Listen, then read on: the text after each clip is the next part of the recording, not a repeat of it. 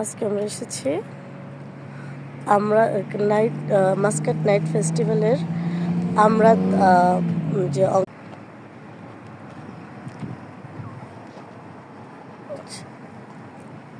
Muscat night ফেস্টিভ্যালের আজকের অংশে আমরা এসেছি আমরাতের অংশে।